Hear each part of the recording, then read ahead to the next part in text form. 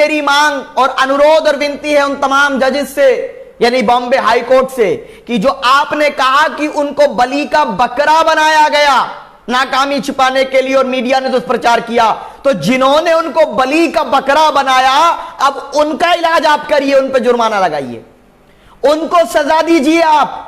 जिन्होंने बलि का बकरा बना करके देश के 30 करोड़ मुसलमान को, इस देश का दुश्मन या दाढ़ी टोपी वाले को कोरोना फैलाने वाला या समाज में जहर घोलने वाला, जो आपसी भाईचारे को खत्म करने के लिए ये साजिश करता लोग थे, इन पर देशद्रोह का मुकदमा लगाया जाए।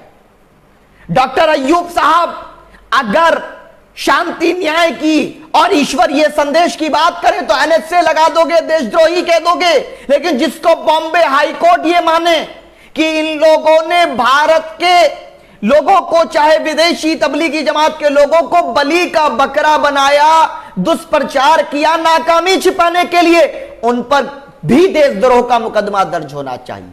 वो लोग देशद्रोही हैं क्योंकि समाज में नफरत फैली, कई जगहों पर अपराध हुए, लोगों को मारा गया, मॉब लिंचिंग की गई, कोरोना जिहादी कहा गया, कोरोना बम कहा गया। उन टीवी चैनलों पर भी कार्रवाई करनी चाहिए।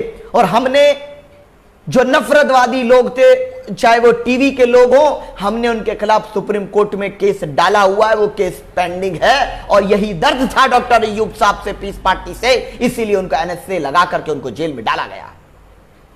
साथियों, इसीलिए मैं कहता हूं, और मैं नहीं कहता हूं सिर्फ, भारत में और भारत के बहुत से जगहों पर आपने देखा होगा, बहुत जगहों पर आपने देखा होगा कि लिखा हुआ होता सत्यमेव जयते। जीत सच की होती है, आप लड़िए सच के लिए।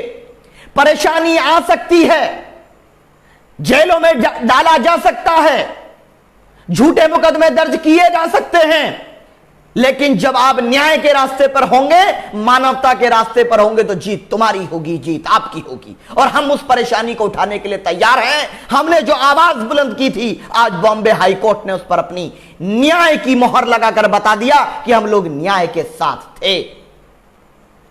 और अल्लाह रब्बुल आलमीन ने कुरान पाक में कहा, वकुल जाला वज़ाक़ल बातिल इन्न बातिल कान ज़हूक़ा, यानी कि हक आएगा, हक आएगा, बातिल जाएगा। ये मेरे अल्फाज नहीं है, पूरी कायनात को बनाने वाले के, इस जमीन आसमान चरिंद परिंदरिंद को बनाने वाले, सूरज चांद को बनाने वाले उस पाक परवरदिगार ने अपनी मुकद्दस किताब में यह बात कही कि हक की फतह होती है, न्याय की विजयी होती है। और मुझे विश्वास है न्याय विजयी होगा, मानवता विजयी होगी, और समाज को तोड़ने वाले, अन्याय करने वाले, मानवता के साथ दुर्व्यवहार करने वाले लोगों की हार होगी, ऐसा मेरा विश्वास है। भारत के संविधान पर संपूर्ण विश्वास, भारत की अदालतों पर भी विश्वास, लेकिन हां, कुछ लोग अपने पदों का दुरुपयोग करते हैं, यह बात मैं कहता हूं। बड़े लोग अपने पदों का कुछ लोग गलत इस्तेमाल करते हैं, यह बात मैं कहता रहूंगा। साथियों, इसीलिए जब हम बोल रहे थे तो सब घबरा रहे थे, बोलेंगे तो कोरोना काल में जेल में डाल दिए जाएंगे। हां, हमने दिल्ली से रह करके इस लड़ाई को लड़ा, जिस मोर्चे पे सही। हम गए तबलीगी जमात के मामले में, पीस पार्टी गई दिल्ली में, बैठ करके सोशल मीडिया कैंपेन और तमाम टीवी चैनल्स पर बैठ करके हमने पक्ष को रखा कि भाइयों, मेरे दलित भाइयों, आदिवासी भाइयों, जाट भाइयों, गुज्जर भाइयों, ब्राह्मण भाइयों, ये तबलीगी जमात के लोगों को बदनाम करके आपके दिलों में नफरत इसलिए पैदा कर रहे हैं कि कोरोना में अपनी नाकामी छिपाई जा सके। और आज वो हो गया। मैंने कहा था कि ये वो दिन देखने पड़ेंगे। अब बताओ कितने लोग तबलीगी जमात के हैं 30 लाख में से? आप जानकारी साझा करते थे, कर दीजिए ना। अब कितने लोग हैं तबलीगी जमात के, बताइए आप। और जो ये नए नए आते ना, इनके चक्कर में ना पड़िए। एक्स्ट्रा सेकुलर, मैं इनको सेकुलर नहीं बोलता, मैं सेकुलर बोलता हूं, उन लोग को चक्कर में ना आइए। वो कहते हैं नहीं नहीं नहीं, नहीं उनके साथ मत खड़े हो। जब ख्वाजा मोइनुद्दीन चिश्ती रहमतुल्लाह अलैह के खिलाफ अल्फाज इस्तेमाल किए गए तो हमने कोर्ट में मुकदमा दाखिल किया था उसके खिलाफ। यह हमारा स्टैंड है और स्टैंड बनाना पड़ेगा और जुड़ना पड़ेगा अपने साथियों के साथ। अब समय है कि एक दूसरे को मजबूत करिए। कब तक आप अन्याय करने वालों के साथ खड़े रहेंगे? अब इंसाफ करने वालों के साथ खड़े होइए। इंसाफ की बात करने वालों का अगर आज हम साथ नहीं देंगे तो कल को कोई इंसाफ की बात करने वाला बाकी नहीं रहेगा। लेकिन मेरा यकीन है कि हम सब मिलकर न्याय के लिए लड़ेंगे। हम तो लड़ते रहेंगे आखिरी सांस तक, न्याय के लिए, इंसाफ के लिए, भारत के संविधान की रक्षा के लिए, भारत के लोकतांत्रिक मूल्यों की रक्षा के लिए। चाहे जो भी परेशानी उठानी पड़े, हम तैयार हैं परेशानी उठाने के लिए।